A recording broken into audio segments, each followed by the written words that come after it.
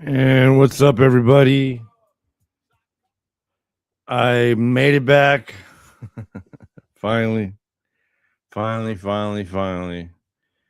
Yes, welcome to another episode of TST Live. I've made it back on January 25th, 10 p.m.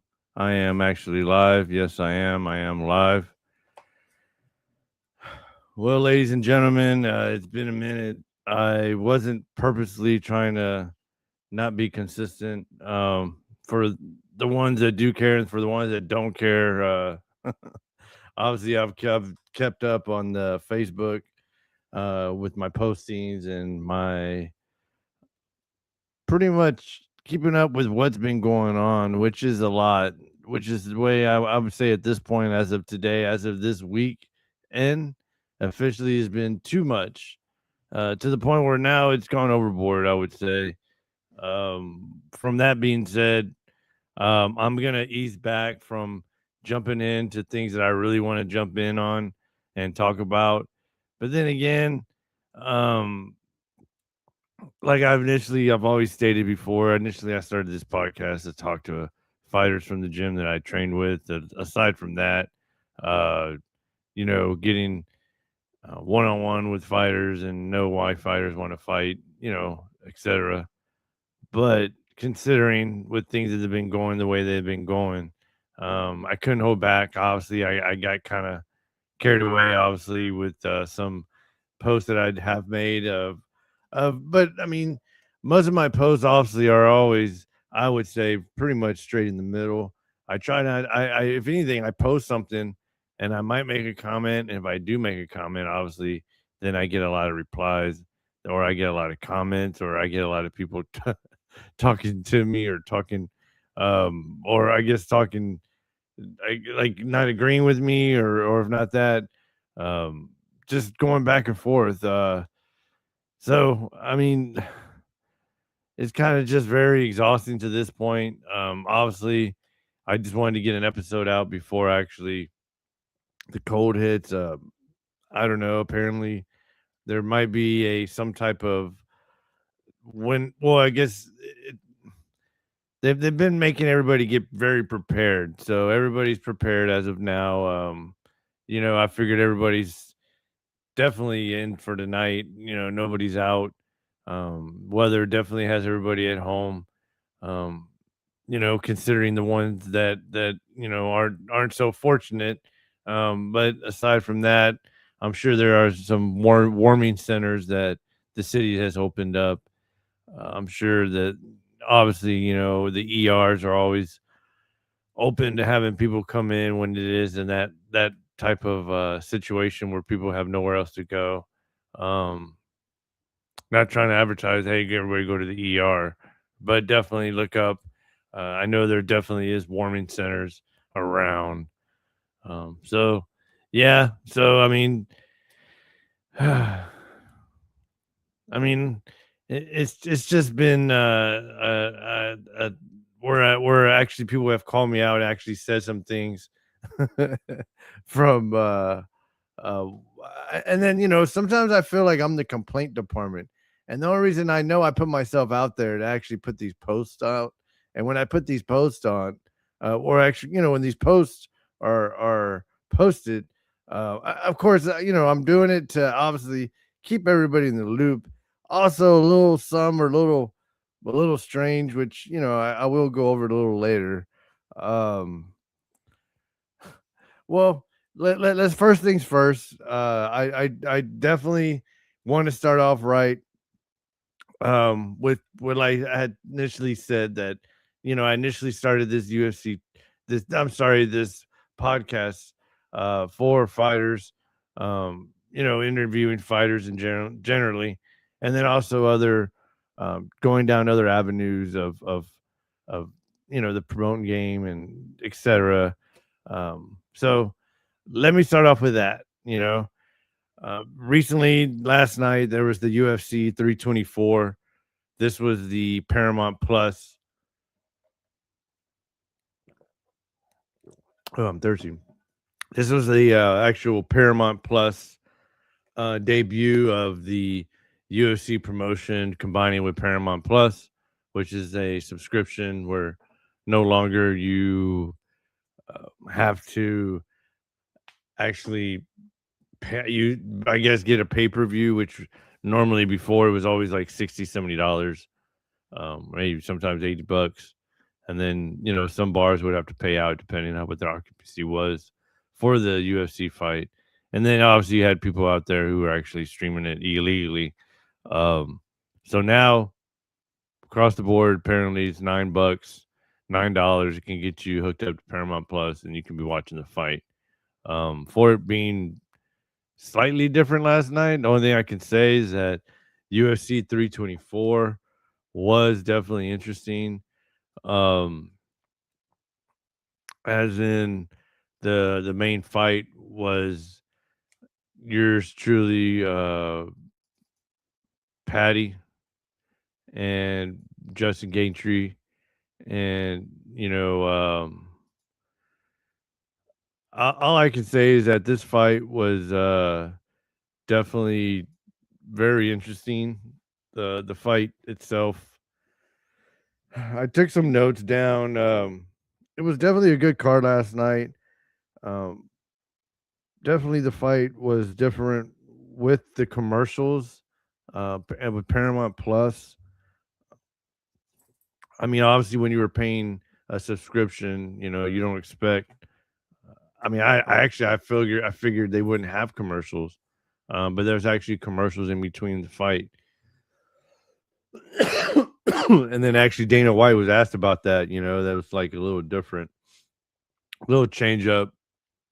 You're paying the subscription, you're watching a live fight, and then all of a sudden, and actually that's another thing, actually the fight, there is a delay in it. There is a 20, apparently it's a 20-second delay. Um, so I guess with bets being made, I guess bets being final, there's a little lag in that for 20 seconds. Apparently that was brought up as well. So overall, like I thought it was pretty cool. I did have trouble because I have a VPN, so I did have trouble logging into my Paramount Plus, but I ended up logging in anyways. Um, I was only able to catch the Derek Lewis fight, and then obviously I caught this fight after. I wasn't able. I actually did catch the Sean O'Malley fight as well. So obviously the headliner was Justin Gaethje and Patty Pimblett. This one's been a one that's been leading up to who's gonna actually, whoever wins this one is gonna move on to go fight Ilya. Um, but obviously now it's gonna be Gaethje, and Gaethje's the one next up. Actually, he got a belt, which he had the belt at one point, and then actually I believe he had lost it to Max Holloway, and then I believe Max Holloway lost it. Um, but from there, I mean, I'm only basing on my memory as in where when how Gaethje came back to the belt. Um, well, everybody knows Justin's Gaethje. He definitely showed out last night. He definitely showed up. Didn't really change anything from his previous fights. If everybody knows about Gaethje, um, he's pretty athletic. He's always been athletic since he was younger. Um, Definitely a college student, finished up, ended up going back and, being athletic, meaning trying to do something professionally, which he ended up following up with MMA. Um, but yeah, it came out last night. He wasn't doing too many kicks, but definitely he was doing a lot of, I mean, striking. And definitely from the beginning to the end of every round, he was literally trying to knock Patty Pimblett out. He was definitely trying to get him in the chin. He was definitely, um, I mean, it was a very good fight. And he was actually making contact. Patty was normally always known for doing submissions and getting most of his fighters in submission and winning those fights that way. I had never really seen him on the striking end.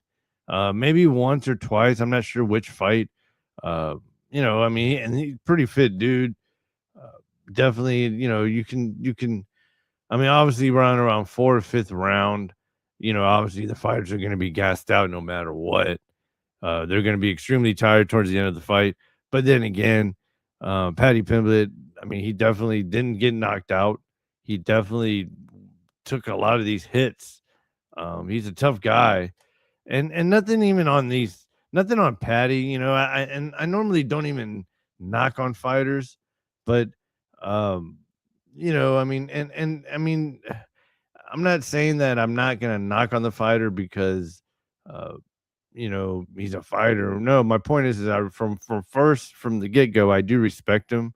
Um, and there's just different levels to this. I've figured that out.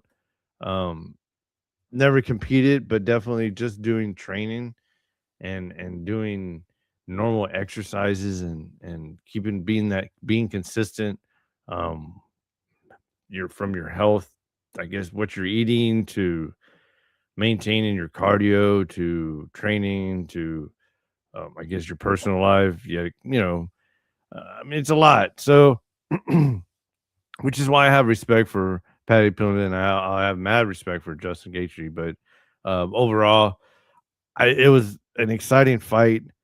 Um, I mean, the other saying was, I guess, in the press conference, uh, Patty did at one point say that he was going to knock Justin out and that he was going to mess up his face. And, there were some words that were exchanged.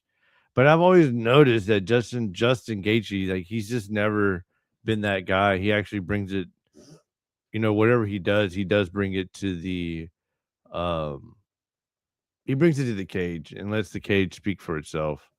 So that is interesting as well. So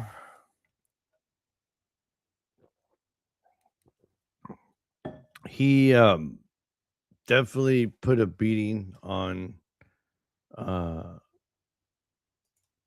I mean some of the striking was just nuts. I mean, look at that right there. And then this might have been the 2nd or 3rd round, but I mean just that in general of them just striking each other.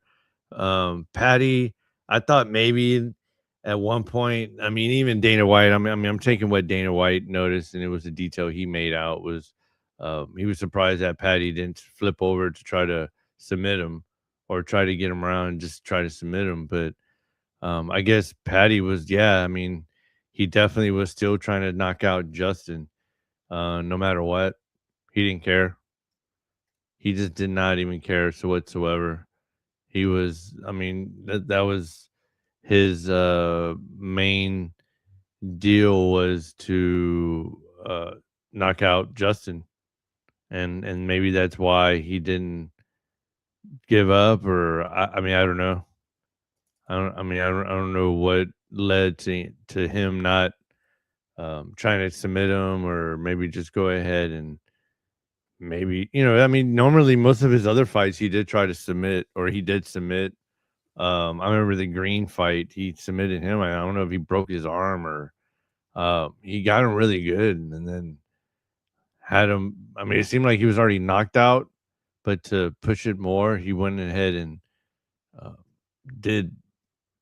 I guess he did like an arm triangle or something like that, and I don't know jiu-jitsu, so I just knew that he had pretty much put his arm, and his arm looked almost like it popped out of its socket, and then he won that fight. And then there was a lot of back and forth from Green and Patty, and Patty was kind of mocking Green, but obviously in the long run, it just didn't work out for him. I'm trying to show the other picture.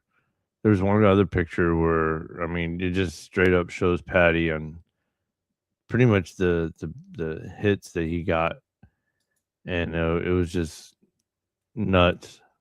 See, this is it right here. Let me see if I can show it. So yeah, so I mean Patty met his match. Justin is definitely on top again. Um, I mean, I don't know what else uh, Patty could have done to match that, but I mean, from the looks of it, it doesn't seem like he could have done much of anything. Um, so I mean, I don't know. I mean, I would say just based on that picture, I mean, and it was kind of messed up because even at the end, after Joe Rogan, he talked to Justin Gaethje, and then Gaethje told him, hey, I told him I was gonna do what I was gonna do, and kind of um, just pointed out he just there was nothing really else for Justin really to say. I felt he kind of just uh, nipped it in the butt and pretty much said, hey, look, what's done is done. And then boom, look at Patty. He's not you know looking pretty good there. But what I was getting at was that he was thinking that he was going to win, and that he was going to dedicate. Uh, he does the same thing where he always talks about suicide, and then if you ever feel that way, don't do it. Ask for help. He pointed that out. And then he pointed out to that Diego Giotto and his brother Andre, I like to dedicate this performance to them. And then he even kind of laughed about it. It was kind of like, he expected to win, but obviously he didn't win. So obviously, but at least, he still got to say something for those two people, you know. It was like wow. So I don't know, people, you got you got you got these different fighters, and you're expecting to see some, I guess you're expecting to see something, and I'm not gonna lie, I really didn't think Patty was gonna get um come out looking like that. I mean, Gaethje just, oh man, just striking that face back and forth, and then obviously at some point he even fell. Patty Pimblett fell down just from the strikes alone. So, oh man, it was just a crazy fight. Um, I mean, now, like I said, can't really say his name, but Ilya Pora, can't even say it. Oh yeah, and then there was the Sean O'Malley fight, and the Sean O'Malley fight. Oh man, it was another, that was another one that uh, where you saw the old Sean come back, not this you know like the way he used to perform when he was younger, and uh, it was a good fight. He was against what's his name? Got it run here. See, no, it's lagging again. Song Yodong, which is from China, and he competed against him yesterday, and he was able to win. And another champion, another guy that was an actual champion, belt holder of the belt, in his weight division, 145, I believe, 140. Um, was a good striker, knocked people out. Um, on top of his game, not really a ground person to go to the ground, but definitely a good show when it comes to striking. And he had this like hook or right overhand, and yeah, next you know, he just he finds that one spot and knocks them out. Almost like the old school McGregor, where McGregor would be able to knock people out just with one hit. It's crazy. Um, but yeah, so I mean, Sean O'Malley had definitely, I believe, um, he's back. I guess you would per se. Um, I mean, who's to say? Uh, if he's gonna come back, maybe try to go up for the championship belt. I'm not really in line of. I'm not really sure who he's gonna have to, go against again to even get to back to that level. But that would be kind of interesting to see if if he does keep up the momentum. But I know it was definitely a good thing for him. I'm happy for him because I've always liked his fights. He's always had some interesting fights, some crazy knockouts. So it's nice to see at least him. It's at least see the fact that he's back. Um, we kind of see this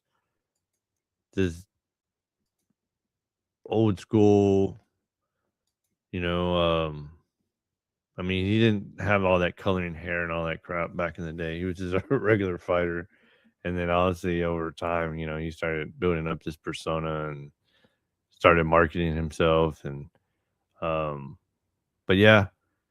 So I mean, I know he's, like I feel any athlete, it's a hard life, when it comes down to keeping up with the what's going on around the world, obviously, to just in general of marketing yourself, keeping things going.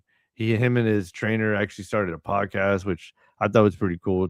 You know, um, I'm not gonna lie, I kind of slowed down from watching it because his content just kind of got repetitive.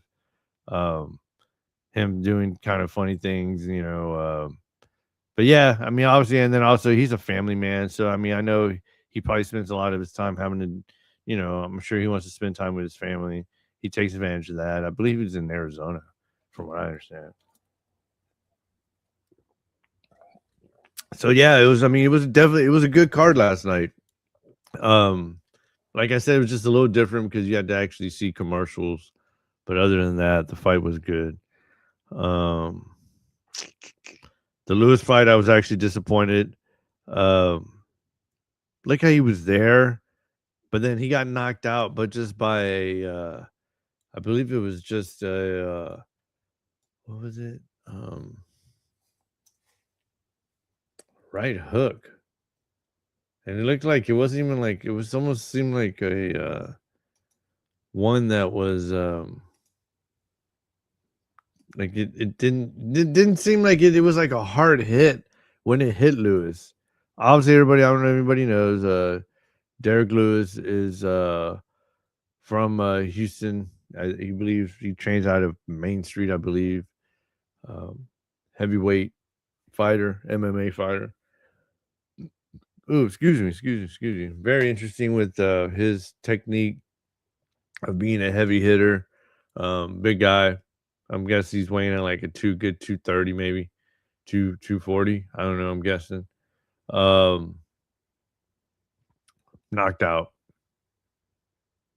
But like I said, it wasn't a reach over. It was just like where he just gets his chin. It was the hit like light, like really light. It was really strange. But whatever. That was also kind of an upset. I thought. I didn't find out what round he got knocked out at. Uh, maybe I can find out now.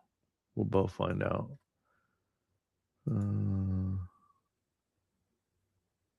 yeah, round two. Yeah, towards the end. Yeah, Waldo Cortez Acosta, which is I think he's from Dominican Republic. But yeah, he won that one. See, and then so they're already saying too. Look, they're already saying Derek Lewis. And see, I'm not even. This is just something I just saw as just right now. But they're saying Derek Lewis accused of quitting after being dropped by a jab. Yeah, there you go. It was a jab. So, I'm not gonna say that it's true. Um, yet again, let's go back to the fact that these fighters, there's a lot of prepping um, that have to be done. A lot of prepping that these fighters take care of prior to the fight, and leading up to it. It's not an easy life. Um, I'm not saying I've lived it, but I know some fighters that have it. Life They still have a life aside outside of fighting. I mean, yeah, they do train a lot. They're definitely in the gym, quite a bit to keep up their training. But yet again, there's a lot of things that they have to deal with on the side from. So I don't know. I hope hopefully it wasn't nothing too crazy. The reason why he just gave up and he just quit. Um, but being accused of quitting, that's just one article that's out there. So I don't know who the hell is this bloody elbow is, but yeah. So Lewis, hope you bounce back, bro. We need you. Representation, Houston. Then what else did I have? I already talked about that. Alrighty. The next story. And then probably ended up ending a little bit after that. Well, no, then I will talk about the whole Minneapolis thing before I go. Because there's definitely some people that I got caught out by, Tyler, Joss, was it, is it Jocelyn? Yeah, Jocelyn. I'm not gonna say no last names, but who else? Gabriel, I've been called out by. I could go down the list. All these people I've been called out by, and Alvin's another one. Yeah, Alvin's another one. Yep. Um, it's real easy to make a post or make a comment, and you say a little thing, and then you're like, oh, I got a little satisfaction. I post that on Tristan's Facebook. Ha! But yeah, I think I've actually put it out there to the ones that do um post comments or make comments on some of the posts that I do have. But they do post sometimes where they just and it's so easy for them to make the comments and say whatever they're gonna say, and which sometimes it might be disrespectful, or sometimes it might just be where I wish they were in front of my face so I could say something verbally versus having to sit there and type it up or sit there on my phone and comment back. Which most of the time I don't even comment back because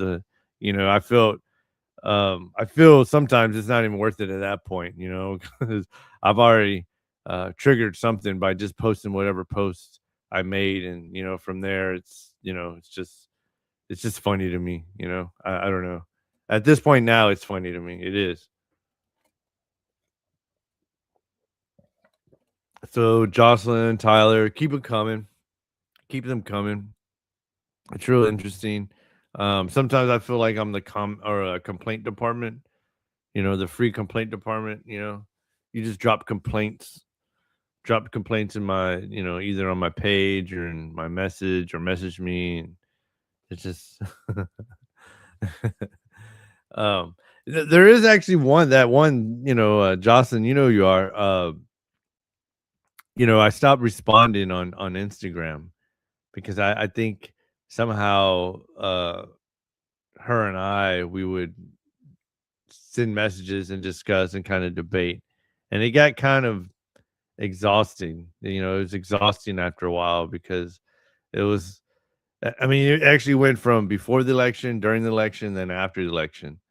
And then, went from talking about Project 25 to 2025 to some of the things that were going on, obviously. And then after, and then I was just like, man, like, it's almost like you still have the same energy as you had prior to the election, then you're still going on and you're still complaining. I mean, is there any time that you actually have some time to actually be, I guess, happy or just be content with whatever's going on? It just seems like it was like a constant complaining, constant just complaining and complaining and complaining, you know? Because I've said it before, there's a lot of things that I don't agree with the administration that they do. Um, but do I, am I going to speak about it? I think it's my God, it's my right to either speak about it if I want or speak about it if I don't. you know, especially here on my podcast.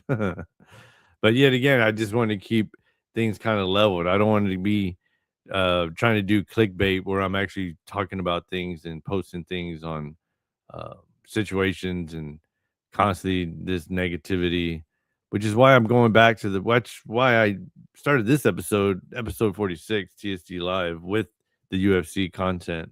Um, which I'm kind of glad the whole Paramount thing happened because it's a little bit more accessible now. Um, because not all the time would I would want to pay the 50 or 60 or 80 bucks for the UFC, but now now it might help my content out because now I'm gonna be able to be more consistent as in watching these fights down to the T. Um, but yeah, so I mean, um, I know I'm all over the place, but generally what I was saying before was, a lot of things are going on. I'm making posts about it. um, I'm not trying to make a joke about some things, because I know some things deal with people's actual lives. So I'm not actually trying to make fun or but on some things it's just too hard not to. It's just sometimes I mean, some of these things that are happening, you just cannot um it just I mean, I don't know. I feel some of these things have a lot to do with logic. People doing things out of spite of either listening to people tell them that they should go out and stand up and distract these ICE agents from doing what they're doing to, you know, so uh I don't know. But yeah. So but yet again, I'm glad, I'm back at it again. So here we are. Here's another one. Um have y'all ever heard of a snowboarder named Ryan Wedding? I think it's Ryan Wedding. So Ryan Wedding is a snowboarder from Canada. Made it to the because actually it's kind of ironic because the Winter Olympics is actually happening right now. Um, and with the Olympics happening right now, it just so happened, ironically, they apprehended this Ryan Wedding, and this dude is one of the, I guess, FBI's most wanted. Um, and him being wanted, Mexico gave him up pretty much. And he's a pretty big dude to be a snowboarder too, but I guess whatever. So back in the day, I mean, it doesn't really matter to me. What matters is the fact that he was a snowboarder. He made it to the Olympics, and he was in the Winter Olympics. Obviously, after that, he had some other interests. Um, obviously, got tied into the cartels uh, in Mexico, and believe just became one of the Americans who was, I guess, or I guess I'm sorry, Canadians who actually would do deals for the cartel.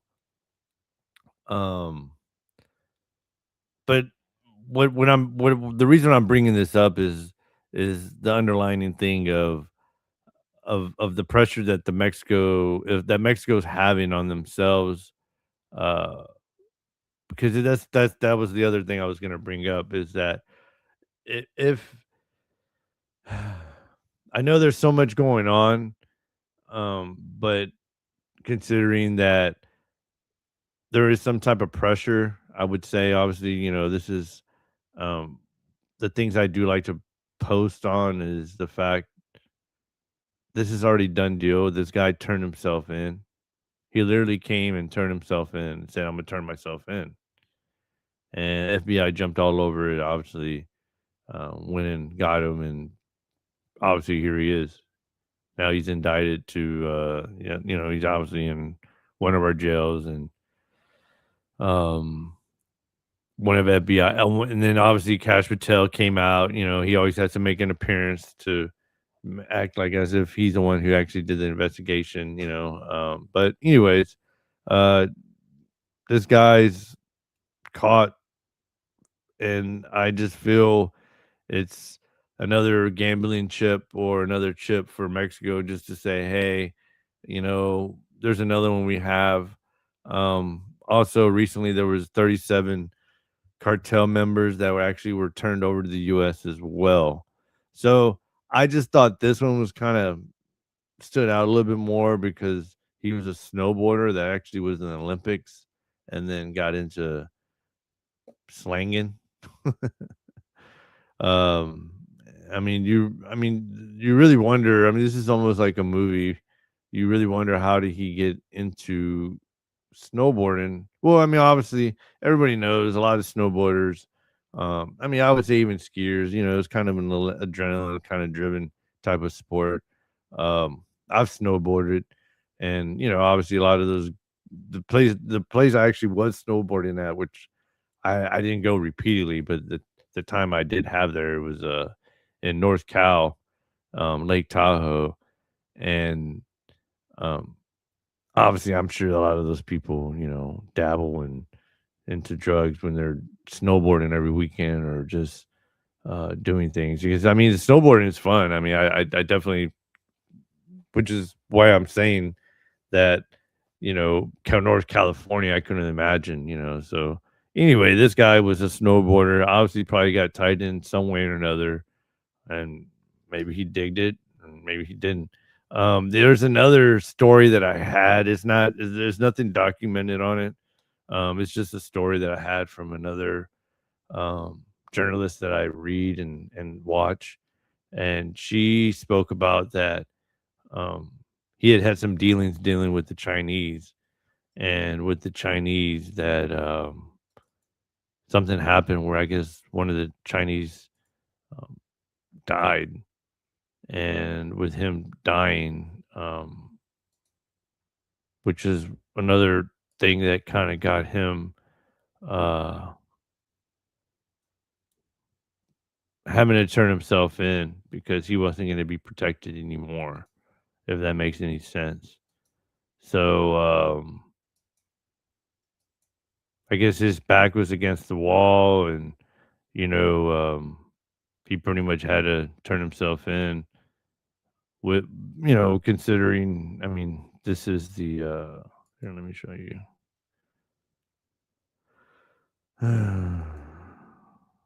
Wait, where's it? Wait, here it goes. Yeah, so this is wanted by the FBI. Conspiracy to distribute and possess with intent to distribute controlled substances, conspiracy to export cocaine, continuing criminal enterprise, murder in connection with a continuing criminal enterprise, and drug crime, attempt to commit murder in connection with a continuing criminal enterprise and drug crime. Yeah, so that dude was deep in it. And he's a big dude too, about 240. Yeah, so um apparently, the word was on the street that he did some dealings, um, came across a gentleman. The gentleman happened to have chied into the Chinese, and that gentleman was killed um, by Ryan giving him the green light to do it or whatever. So that's why I said this guy was just deep into some crazy things, and I feel it kind of got either the Mexican government's attention along with the government that was, I guess, messing with the Mexican government, which obviously they were saying it was the Chinese. And then what happened, he got appointed to either pretty much, I'm sure they gave him some options, and he decided to say, "Hey, no, I'm just going to turn myself into the FBI." Um, and then obviously, they it looks good on their part, and then obviously with his end, I guess he gets to live a little longer. But I just think it's a crazy story that this dude Ryan Wedding got into this crazy cartel type of um, conspiracy of doing all these crazy things, from being an actual Olympic snowboarder.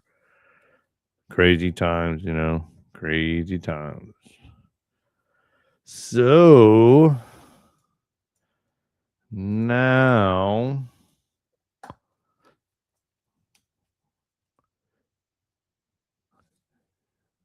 see which one comes up.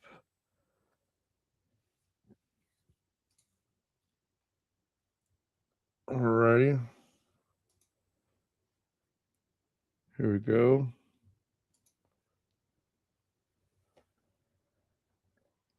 Oops, excuse me.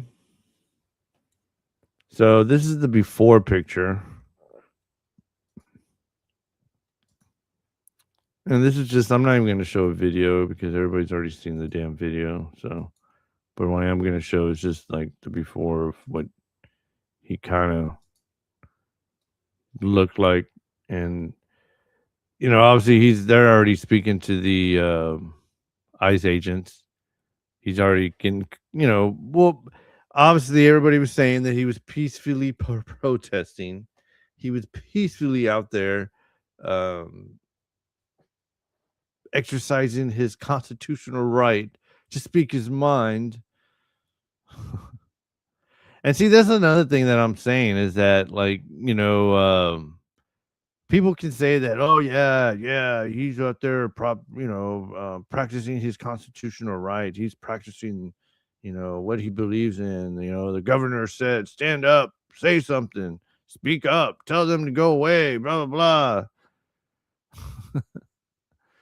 I remember when my dad was younger. When I was younger, my dad always would tell us that if we ever got pulled over, put your hand on here, the 11 o'clock and the 1 o'clock, and keep your hands there when you get pulled over.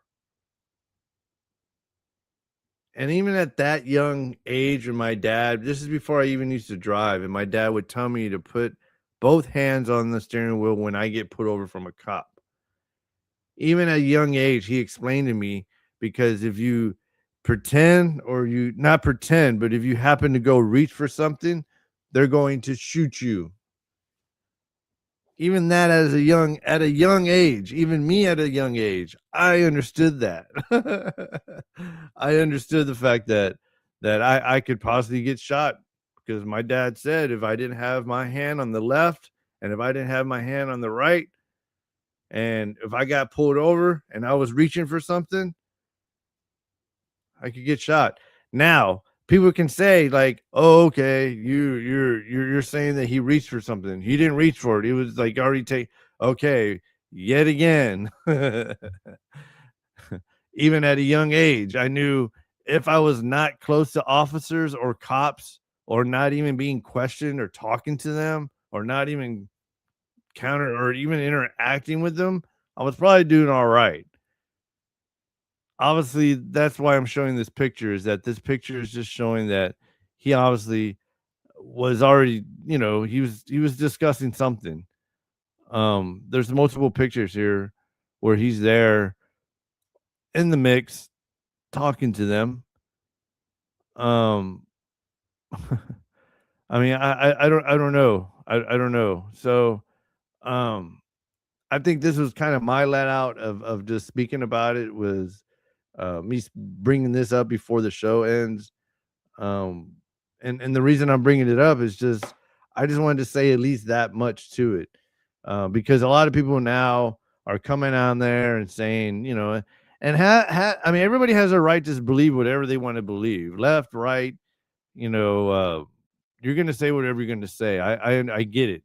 Everybody gets it now. It's actually kind of exhausting on this on actually on Facebook, because every post now is talking about it.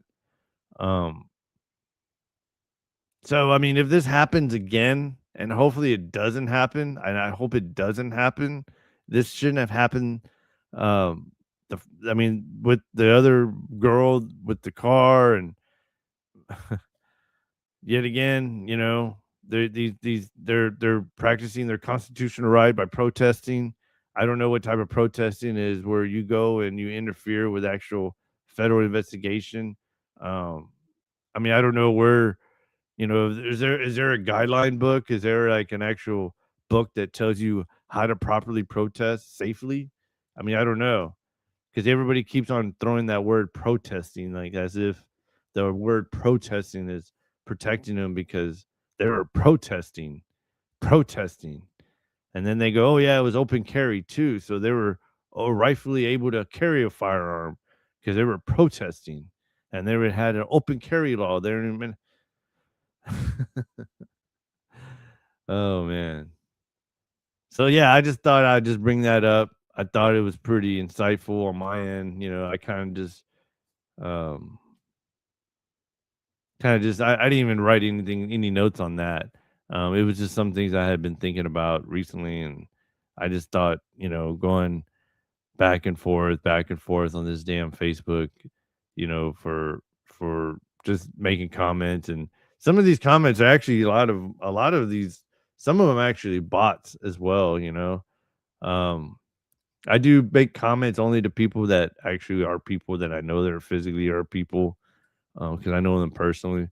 Um, but aside from that, yeah, it's just kind of just uh you can kind of tell that maybe this outlandish AI or whatever, maybe it's a bot, or maybe they're just seeing, or I guess seeing who bites or who doesn't, you know.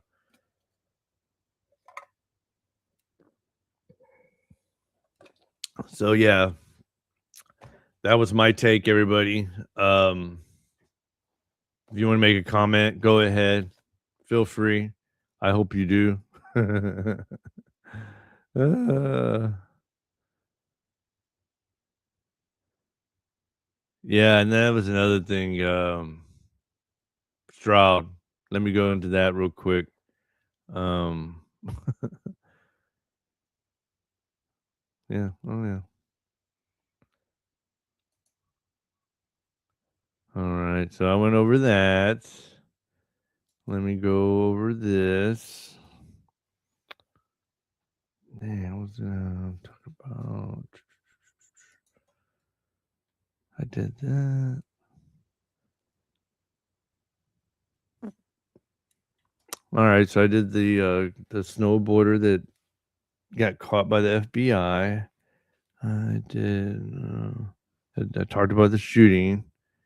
Uh, and then.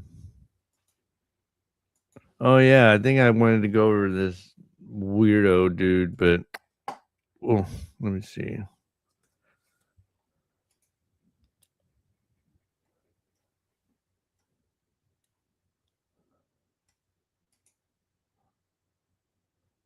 All right. So yeah, so for example, all these um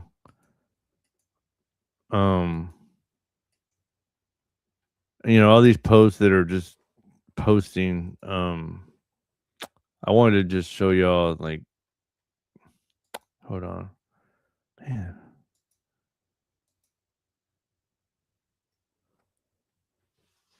I can't. Oh, there we go. There we go.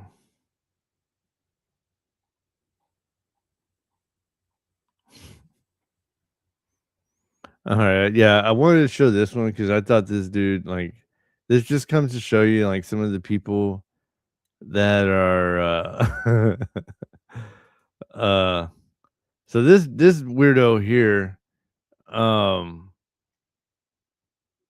obviously he has some type of following, and his following is really really really weird and stupid.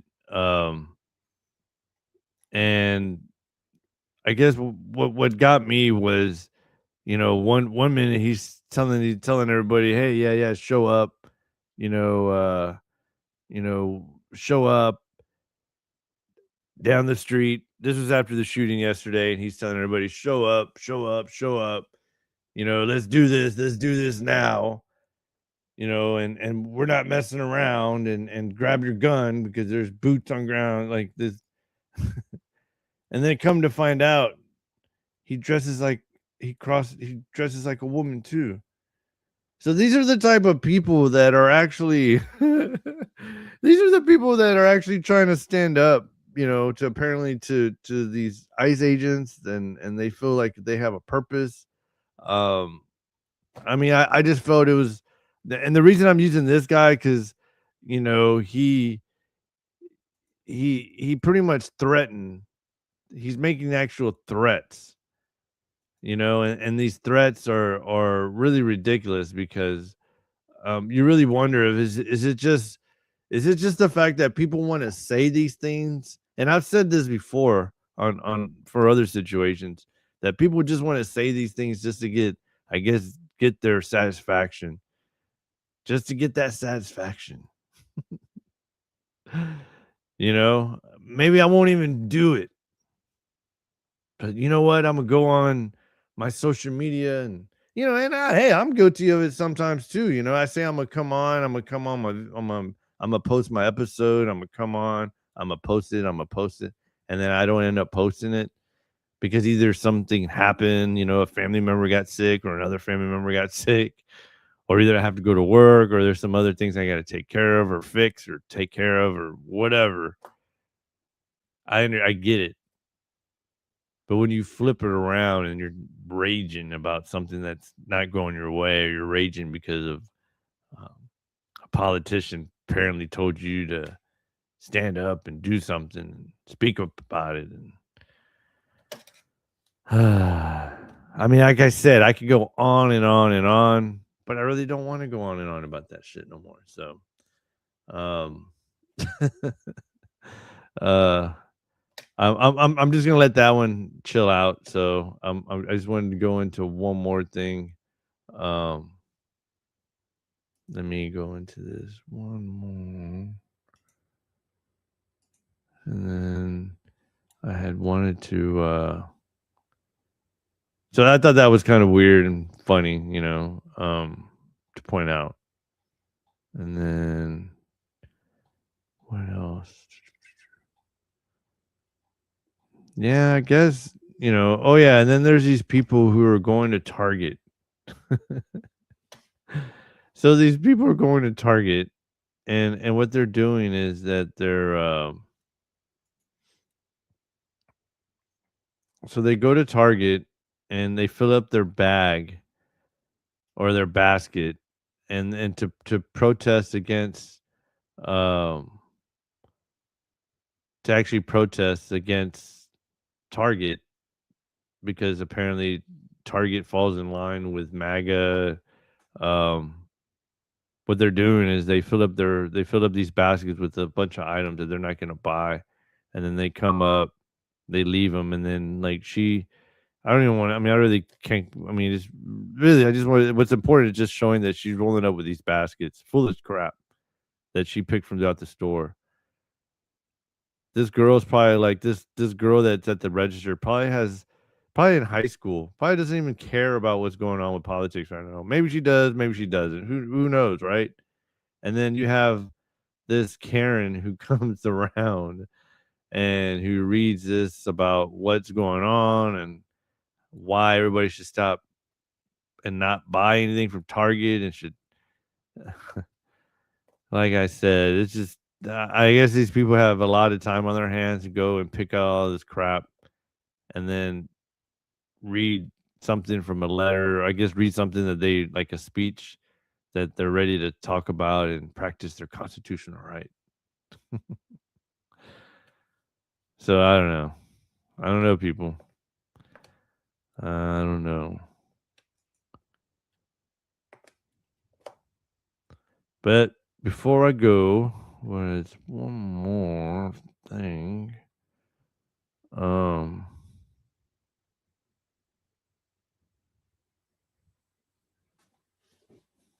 and then there was this video where I thought it was kind of hit me on point. And before I go, I guess I'll talk about it. Um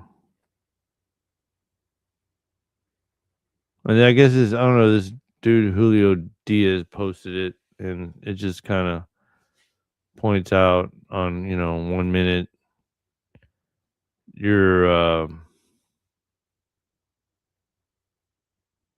wearing the uniform, 1 minute you're getting an award letter, looking sharp. Excuse me. And the next minute you're an Amazon driver and nobody cares. You could put all your awards, try to explain it, but nobody really does care on the civilian world. And is that a bad thing that the reality hits because the military is its own world, I believe. And then when you get out to the civilian world, it's more of carrying those traits that you've learned in the Navy over into civilian world. Um, so I mean, it's all about perception, I believe, that what are you gonna use from the Navy, or what are you gonna use from your prior military um, time that you spent in, the things you learned, the training. And most of the time what I can say is that most of my training that I've carried over has helped me get where I'm at. It's helped me survive. It's helped me